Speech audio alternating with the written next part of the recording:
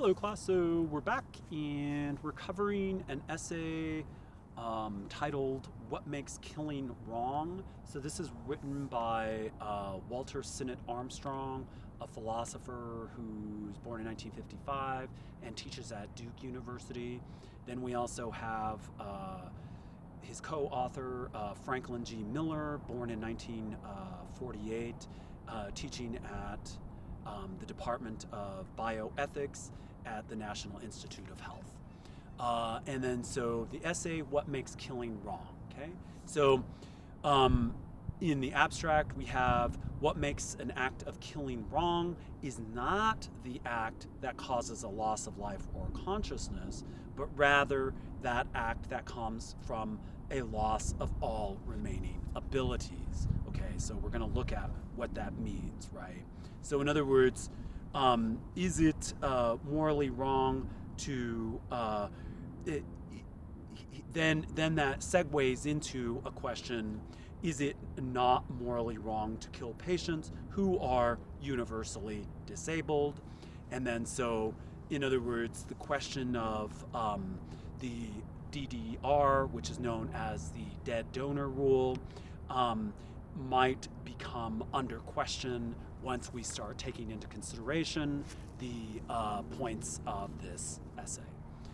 So we have what in philosophy is known as a thought experiment, and really this is just a way in which we're laying out a specific problem in order to understand a philosophic point. Okay, so we have this scenario whereby Abe robs Betty and shoots her in the head so that she won't testify against him. Then the question is, why is this immoral, right? So why is it immoral for Abe to shoot Betty? And that's an underlying question that I want us to consider even beyond this idea of organ transplant. So in other words, where is the wrongness, where is the moral wrongness in the killing that whereby we are thinking that Abe is wrong, right? So in other words, we have several reasons. Well, one is that Abe harmed Betty. Two is that what we want to get at the wrongness in terms of what he was intending.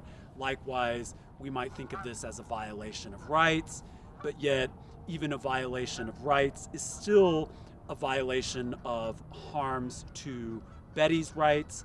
And how is this understood in terms of wrongness outright? What's the moral wrongness of this, and what does it rest on is really what we're trying to get to, right?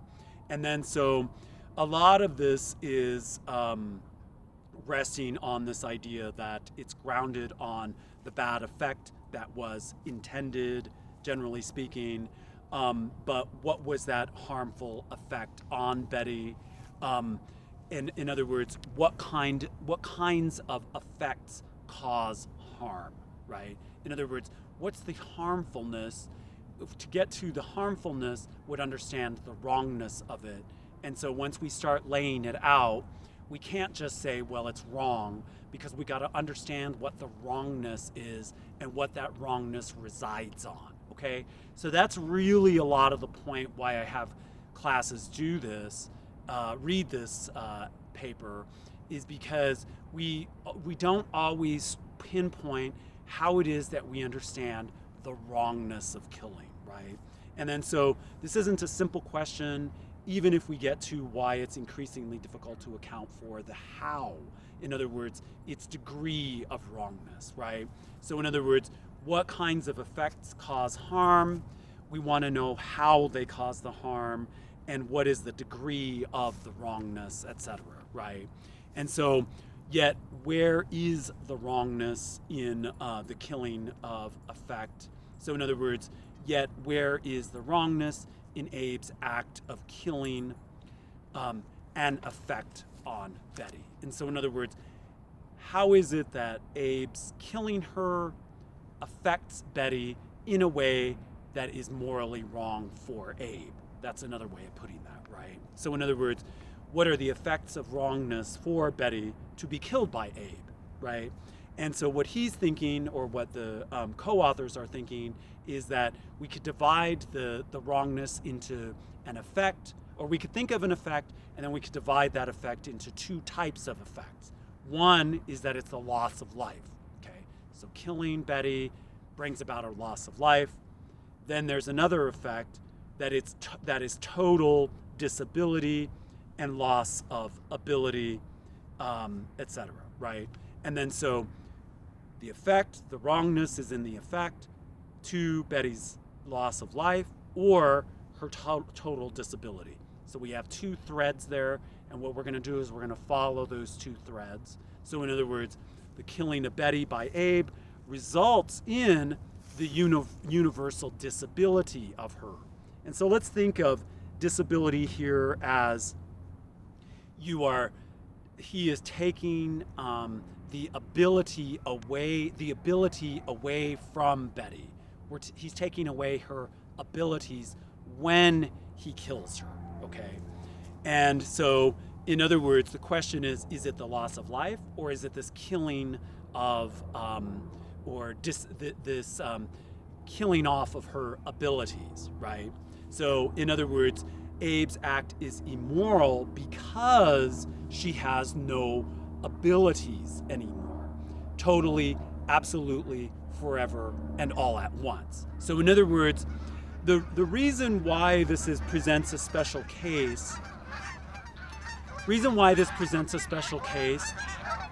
has to do with this idea that we do have it within our means to keep people alive artificially. And so because we have the ability to keep people alive artificially, they can be totally disabled without them completely dying, okay? So in other words, this is what gives us that special case of, well, is there a difference between living and total disability, right? Or, loss of life and total disability.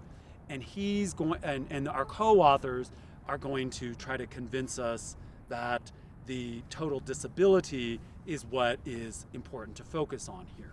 So in other words, we might add to the complexity of the argument that we must acknowledge that Abe still can disable Betty without killing her, right?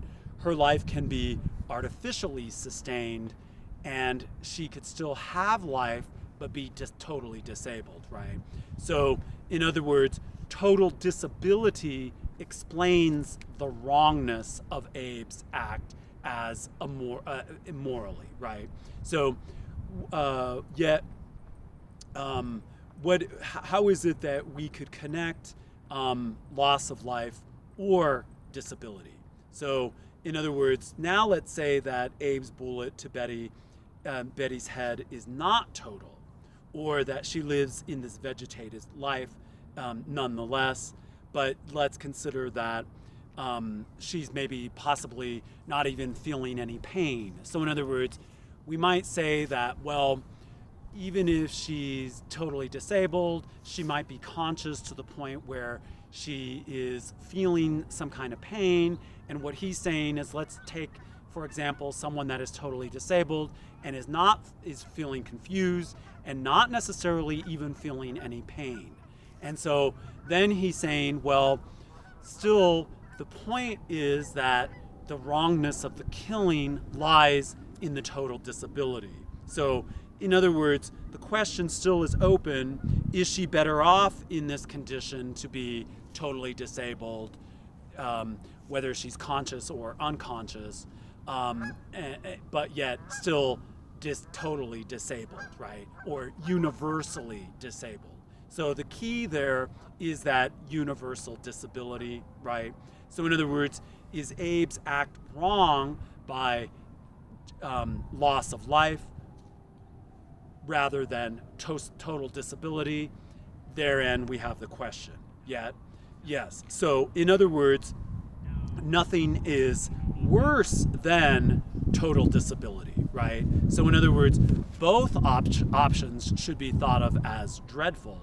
So in other words, Abe's wrongness is explained not to the death that he caused, but to the total disability that he brought about for Betty, right? And it is also just as equally dreadful whether you're unconscious or conscious, right? So we usually agree that killing is wrong with the qualification without a reason. In other words, there might be some kind of justified killing, i.e. in wartime, and then also thinking of various plants and animals, etc., that he gives examples of. But yet, likewise, it is still wrong to disable someone without an adequate reason. So in other words, even though we might still say that killing someone is wrong without reason, we still could say it's wrong to totally disable someone without a reason as well, right? To blind or deafen or debilitate someone without a reason is still considered wrong, right? So there we have the argument resting on the difference between killing and disabling. Question is, are they one and the same thing? Is kind of what we're looking at, right? That in other words, even if you were still alive, unconscious or conscious, to be universally disabled, is that just the same as being dead, right?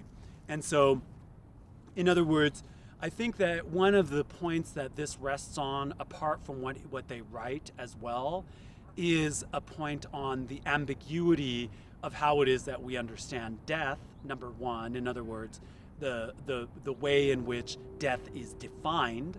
And then also another point that is helping us, that he's helping us recognize, is the ambiguity that science presents for death as well. That in other words, because now people can be kept alive artificially, that also brings an ambiguity in the way that we're understanding death as well.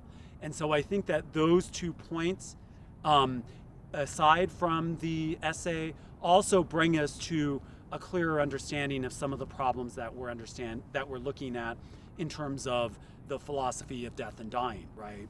So then also I'm going to skip the objections because I'm going to ask you about them when we work on this as a class, but also know that